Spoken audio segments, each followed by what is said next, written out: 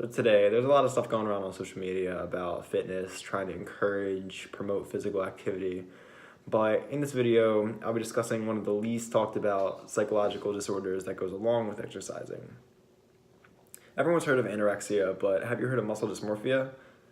I'll get to the disorder in a minute, but first let me talk about fitness in general. Is working out really good for you? The basic recommendations for physical activity are 150 minutes per week of moderate intensity, or about a half hour a day, 5 days a week. In this video, Aaron Carl says that just 30 minutes of exercise is all you need each day. Later on in the video, he mentions that he gets his 30 minutes just by walking back and forth to his desk at his job. So 30 minutes really isn't too hard to do each day.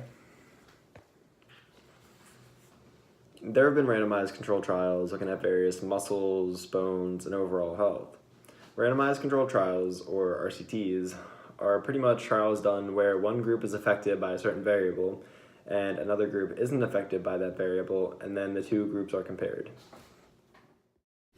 So 32 RCTs have been done looking at the effect of exercise on pain in the knees.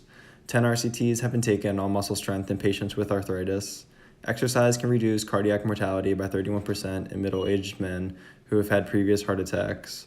14 have shown physiologic benefits in patients with heart failure. 20 RCTs show that patients with COPD can walk further and function better if they exercise, and the list just goes on. So I never really questioned, is exercise helpful for the body physically? Because looking at the RCTs, there's a lot of stuff that does help you with.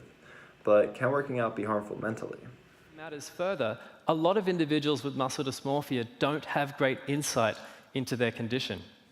In the same way that someone with anorexia can look me in the eye and convincingly tell me that they're obese despite being clearly and dangerously thin, a person with muscle dysmorphia can look me in the eye, tell me they're scrawny despite being objectively very muscular. So muscle dysmorphia, also known as bigorexia, is pretty much the reverse form of anorexia. But instead of people being worried about being too big or needing to lose weight, they're worried that they're not big enough. People with this disorder can convince themselves that they're small despite being very large or muscular.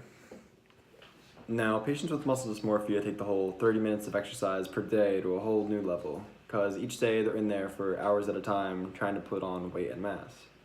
So I believe muscle dysmorphia is best defined in the Merriam-Webster dictionary. The Merriam-Webster dictionary describes muscle dysmorphia as the pathological preoccupation with the perceived smallness or weakness of one's body and musculature, often leading to excessive exercise. My issue with the way we sell exercise is that sometimes it feels too much like the way we sell organic food. The people who are doing way more than they need to are panicked that they're not doing enough, when there are far too many people out there who are doing none at all. Just walking from my office up and back to my clinic gets me the 30 minutes of walking that I need. This is Rich Piana, a former competitive bodybuilder and muscle fanatic. He admitted to being a 30-year steroid user and said he didn't regret a thing. His motto for bodybuilding and everything else was whatever it takes. Rich Piana recently overdosed on steroids and went into a medically induced coma. Even after his competitive bodybuilding career, he wasn't satisfied with his size. He was one of the largest men in the bodybuilding industry and still wasn't big enough.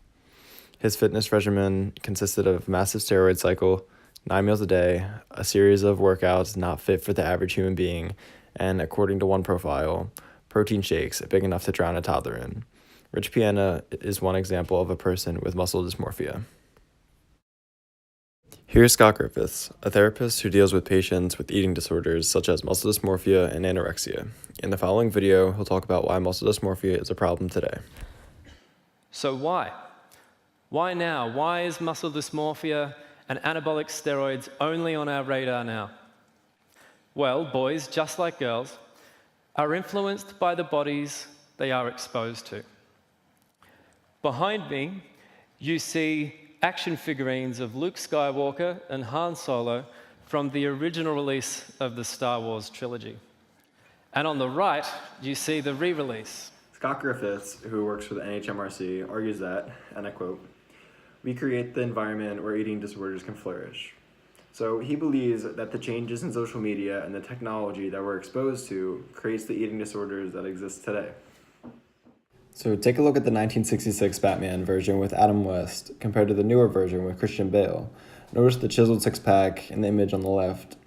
This is the look that social media now expects from superheroes, which is why young men expect themselves to look like the people that they idolize. The same thing goes for the 1987 Superman compared to the Superman today. He's adapted the broad shoulders, muscular arms, and chiseled six-pack look that young men try to duplicate. As soon as you start to work out, you're going to realize that the mirror is both your best friend and your worst enemy. Looking in it will always reveal something new you want to work on. And this kind of self-criticism is necessary if you really want to improve. People with muscle dysmorphia often compare themselves to bodybuilders that are bigger and more toned than they are. When they look in the mirror and see they're not exactly what they want to be, they get discouraged, and their main focus is to gain mass. This is why many people with the disorder resort to steroids. They try to live up to the impossible standards set by social media and other steroid users that they're discouraged every time. The only way to get rid of this disorder is if everyone starts comparing themselves to the person in the mirror instead of other people. My number one competition is me. It's always you versus you. No coach, no trainer, no mentor, no boss can do it. You versus you.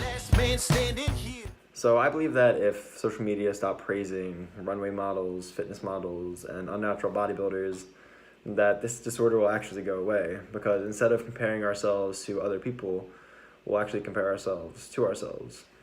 Thanks for watching, guys.